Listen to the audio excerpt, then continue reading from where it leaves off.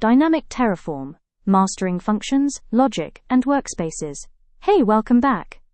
If you've ever looked at a Terraform config and thought, this is just a bunch of hard-coded values, what's so special about this? You're not wrong, most people start there. A resource block, an AMI ID typed in manually, an instance type that never changes. It works, until it doesn't. What we're building toward in this video is something completely different. We're talking about Terraform that thinks, Terraform that adapts, Terraform that looks at which environment it's running in and automatically makes the right call. No manual updates, no copy-paste, no human error. We're evolving from static scripts to intelligent, multi-environment infrastructure as code, and by the end of this you're going to see exactly how that's done. Let's get into it. The evolution of infrastructure as code. Before we write a single function, I want you to understand the journey we're on, because this changes how you think about everything. There are 3 stages. Stage 1 is where most people are. It's hard-coded. You're defining exact static values directly in your config. Your AMI is typed in. Your instance type is typed in. Nothing changes unless you manually go in and change it. And the problem? Duplication. Configuration drift. The moment you need a second environment, you copy the folder, you forget to update something, and suddenly production is running on dev settings. That's a real outage waiting to happen. Stage 2 is where things get interesting. This is the dynamic stage. You're using built-in functions and conditionals to manipulate, validate, and route data on the fly. Your configuration isn't just sitting there, it's doing work. It's evaluating, it's making decisions.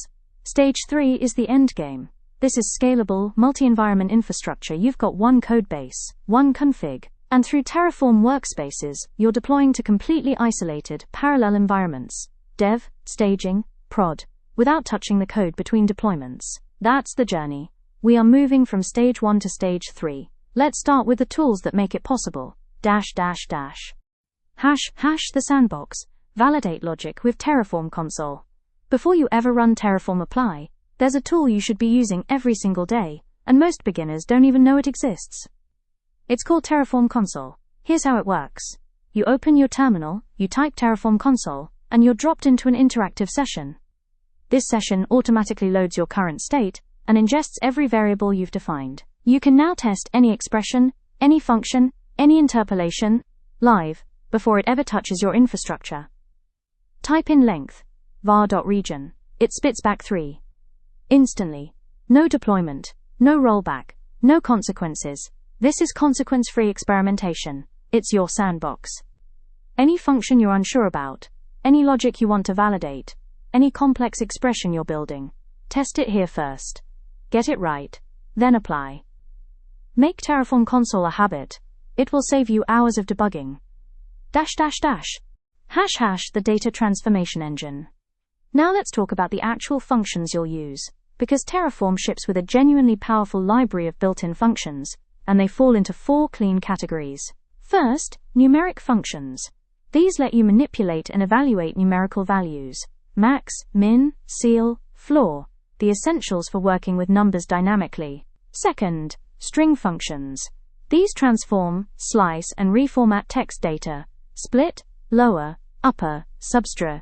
Perfect for when you need to normalize input or pass identifiers. Third, collection functions. These let you measure, search, and extract from lists and sets. Length tells you how many items are in a list. Index finds the position of an element. Element pulls a value by slot number.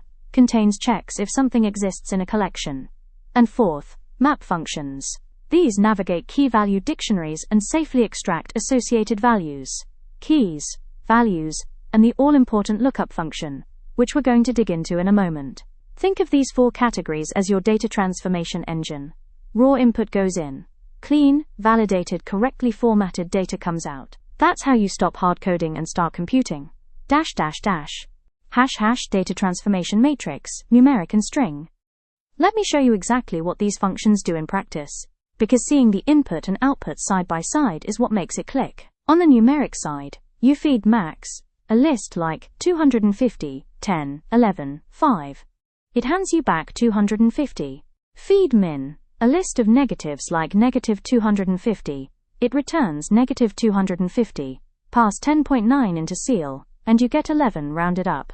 Pass the same 10.9 into floor, and you get 10, rounded down. Clean, predictable, useful. On the string side, take the string AMI XYZ, AMI ABC, and run split on it. You get a proper list with 2 elements.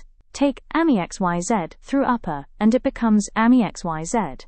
Run title on it, and you get AMI XYZ. And substr lets you extract a precise slice of any string. Pass in the start index and length, and you get exactly the characters you want. These aren't just academic examples. You'll use these constantly, normalizing region names, passing AMI strings, enforcing naming conventions. They are the everyday toolkit of Dynamic Terraform, ###. Navigating data, collections and maps. Now let's go deeper into the 2 data structures you'll work with most, the list and the map. On the left, the list array. Think of it as a numbered shelf. Each item sits in a slot. Slot 0, slot 1, slot 2. You can get the total count with length. If your list has 3 AMIs, length returns 3. You can find where something lives using index.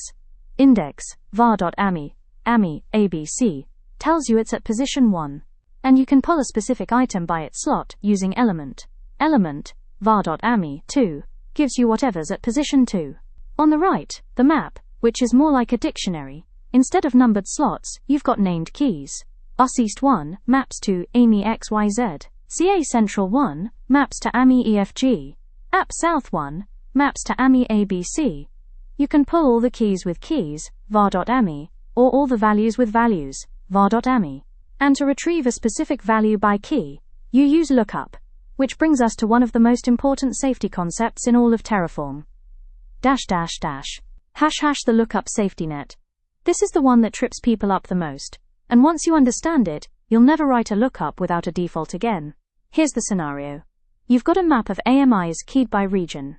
You call lookup, var.ami, US2, but US2 doesn't exist in your map. Path A, no default provided. Terraform hits the missing key and throws a hard error. Plan fails. Nothing deploys. You're debugging at 2 a.m., wondering what went wrong.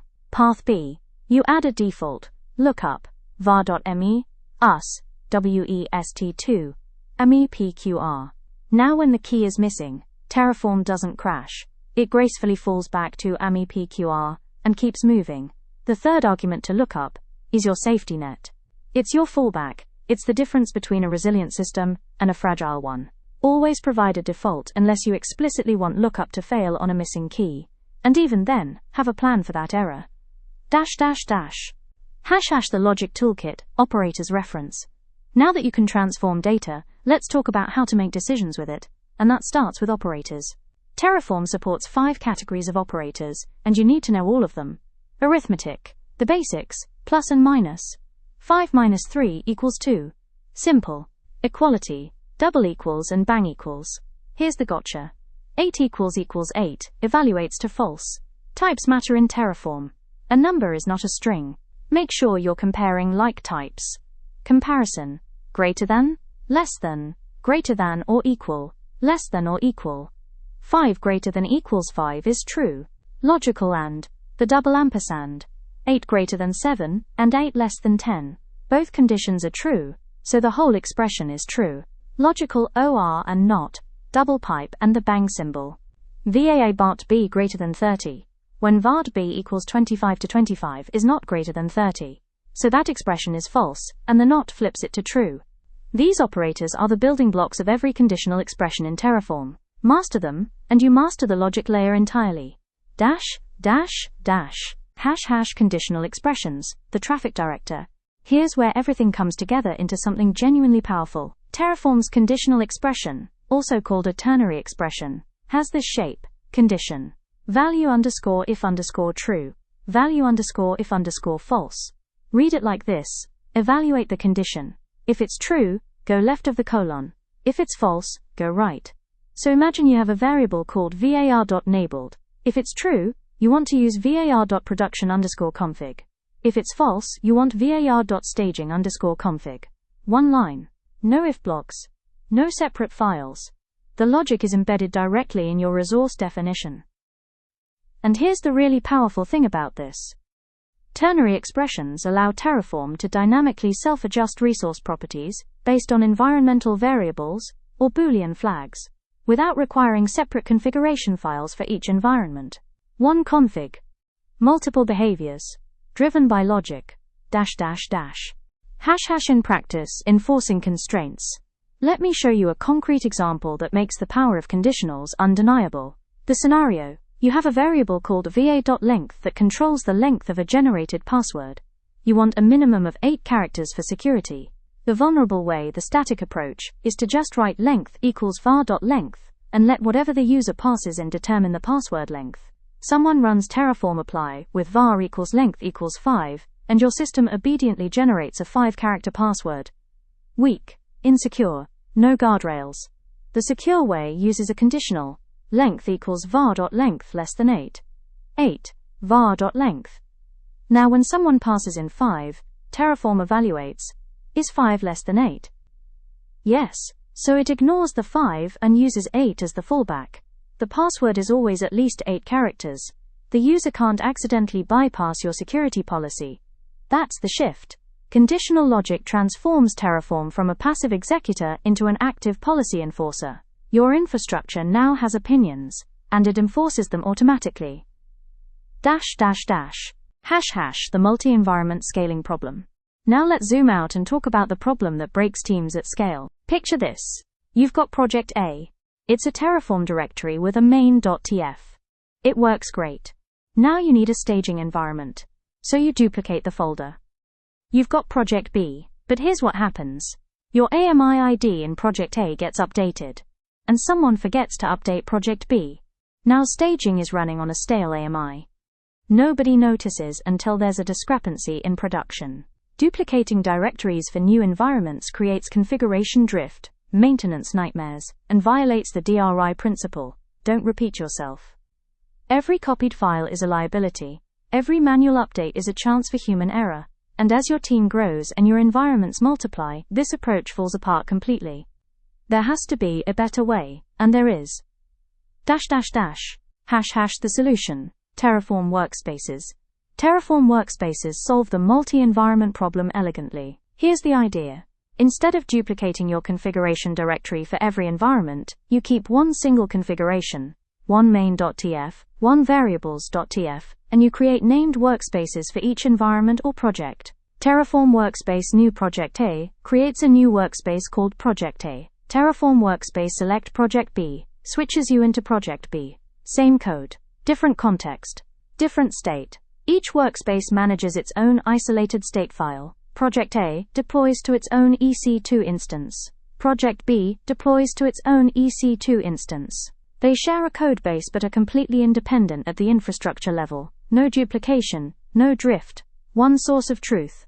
-- Dynamic provisioning with Terraform.Workspace. Here's where workspaces go from useful to brilliant. Terraform exposes a special built-in value called Terraform.Workspace, and it returns the name of whatever workspace you're currently operating in. Combine that with what you've already learned about lookup and maps, and watch what happens. Step 1. You're in the Projector workspace. Terraform.Workspace equals Projector. Step 2. You've defined a variable called var.ami, a map where Projector points to one AMI ID and Project B points to a different one. Step 3. In your resource block you write ami equals lookup, var.ami, Terraform.Workspace. Step 4. Terraform evaluates. It reads the current workspace name, uses it as a key, and pulls the correct AMI automatically. You switch to Project B workspace, run the exact same plan, and it picks up the Project B AMI without you touching a single line of code. The configuration file becomes self-aware, querying its active workspace to automatically select the correct parameters. That's not just automation, that's intelligence. -- state isolation under the hood. You might be wondering, if all these workspaces share one configuration directory, how does Terraform keep their state separate? Brilliantly, actually. When you create workspaces, Terraform automatically creates a hidden directory called Terraform, tf-state.d. Inside it, each workspace gets its own subdirectory. Project A has its own Terraform, tf-state file. Project B has its own. They are completely isolated. Changes applied in one workspace cannot impact another. When you're in Projector and you run Terraform apply, Terraform invisibly routes all state operations to the Projector subdirectory. Switch to Project B, and it routes to Project B's isolated state. You never have to manage this manually. Terraform handles it all behind the scenes. It's like a filing cabinet. Each drawer is locked to a specific project. You can only read and write to the drawer you currently have open. Synthesis, the dynamic infrastructure engine. Let's bring everything together, because individually these concepts are powerful, but combined, they create something extraordinary. You start with variables and data on the left. Your raw inputs, region, instance types, AMI maps. Those inputs flow into the function and logic engine, lookup, max, ternary expressions, string transformations. This layer massages, validates, and routes your data. It makes decisions. It enforces constraints. It normalizes values. The processed output then flows through the dynamic routing layer, Terraform.Workspace, which acts as the final switch. It reads the active workspace and routes the entire deployment to the correct isolated state file. The result, Project ATF state and Project BTF state. Two completely independent infrastructure deployments, produced from one intelligent, shared configuration. By combining data functions, logical conditions, and workspace routing, a rigid Terraform script is transformed into an intelligent, infinitely scalable provisioning engine. You're not writing infrastructure anymore.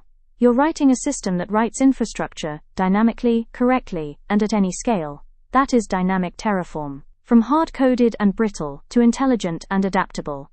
From copying folders to managing unlimited environments from a single codebase. If this clicked for you, do me a favor, hit that like button. It genuinely helps this content reach more engineers who need it. Subscribe if you want to go deeper into DevOps, cloud infrastructure, and Terraform every week. And drop a comment. Are you already using Workspaces in production? Or are you still in stage 1? Tell me where you're at. I read every comment. See you in the next one.